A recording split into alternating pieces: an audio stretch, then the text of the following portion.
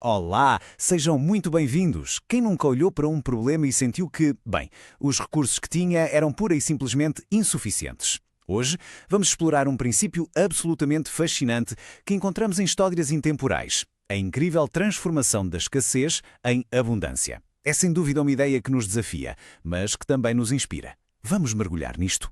É uma sensação com que todos nos identificamos, não é?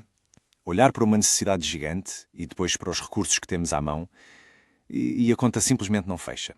Como é que se resolve algo que parece, à partida, impossível? Ora bem, vejamos aqui dois exemplos clássicos disto. De um lado, temos uma dívida que é esmagadora. Do outro, uma multidão com mais de 5.000 pessoas a precisar de comer. E os recursos disponíveis? Bem, são praticamente nenhuns. Uma única botija de azeite e um lanche que, vá lá, mal chegaria para uma pessoa. O contraste não podia ser mais gritante.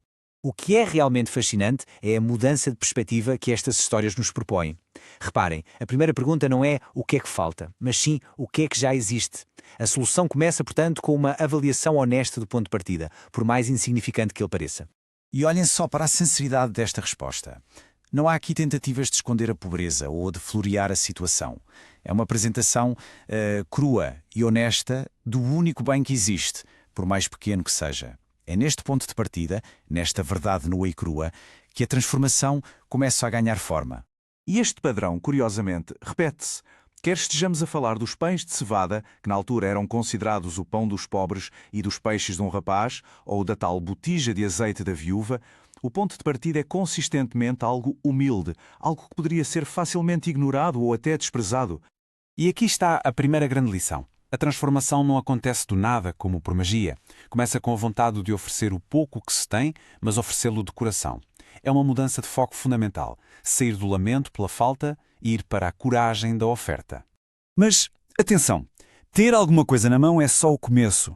Identificar o recurso não chega. Estas histórias mostram-nos que há um segundo ingrediente que é essencial: a ação.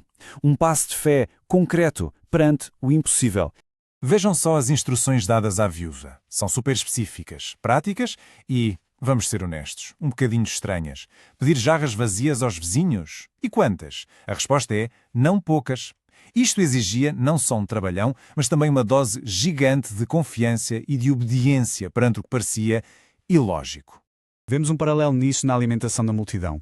Antes de qualquer multiplicação, é dada uma ordem prática: organizar o caos.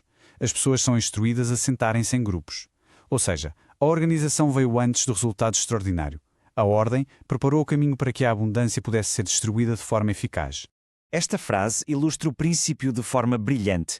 A obediência, ou seja, o ato de seguir as instruções mesmo sem perceber a lógica toda, torna-se a ponte entre a limitação humana e um resultado sobrenatural. É o sim que abre a porta ao impossível. Bom, já vimos o ponto de partida e o passo de fé. Vamos agora avançar para os resultados. E preparem-se, porque eles são tudo menos modestos.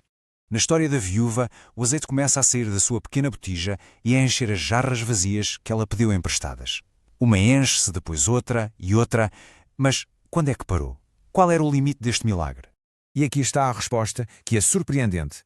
A provisão não parou por falta de azeite. Parou quando a capacidade de receber se esgotou. O limite foi definido não pela fonte, mas pelo número de recipientes vazios que ela preparou. Incrível, não é? E a escala da transformação é mesmo espantosa. Aquilo que começou como o lanche de uma criança tornou-se um banquete que não só alimentou milhares de pessoas, como as deixou completamente saciadas. E a história não acaba com todos a comerem. Termina com um excedente. Foram recolhidos 12 cestos cheios de sobras. Curiosamente, um cesto para cada um dos 12 discípulos que, momentos antes, estavam a pensar na impossibilidade da tarefa. Isto não era só suficiente. Era um excesso deliberado. E isto revela uma verdade fundamental. O princípio da multiplicação não visa apenas chegar aos mínimos. O resultado final é, consistentemente, o transbordar. É a passagem de uma mentalidade de escassez para a realidade da abundância. Agora, vamos elevar um pouco a conversa. Para além do milagre físico, as fontes apontam para uma distinção filosófica que é crucial: a diferença entre ter coisas e ser alguém. Primeiro, a provisão. Está ligado ao verbo ter. É aquilo que enche as nossas mãos, as nossas despensas, as nossas contas bancárias. É tangível, é material e refere-se àquilo que se possui no exterior. E depois, a prosperidade. Esta está ligada ao verbo ser. Não se trata do que se tem, mas de quem se é. Refere-se a qualidades interiores como o caráter, a integridade, a paz. É um estado interior, não uma circunstância exterior. Esta distinção fica ainda mais clara aqui. A reputação baseia-se muitas vezes naquilo que temos. O caráter, por outro lado, define quem realmente somos. E segundo este princípio, é perfeitamente possível ser-se próspero em caráter, mesmo quando a provisão material é escassa. O cineasta Arnaldo Jabor expressou essa ideia de uma forma muito poética. A provisão e a reputação são coisas temporais, mas a prosperidade do caráter é duradoura. É aquilo que, no fim de contas, realmente permanece.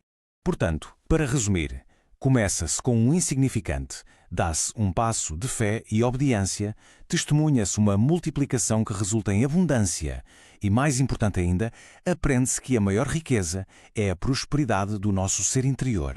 Estes relatos são muito mais do que acontecimentos históricos fascinantes. Foram preservados porque contêm um princípio vivo, um padrão que se aplica muito para além das suas circunstâncias originais. E isto deixa-nos com uma reflexão final, para pensarmos um pouco.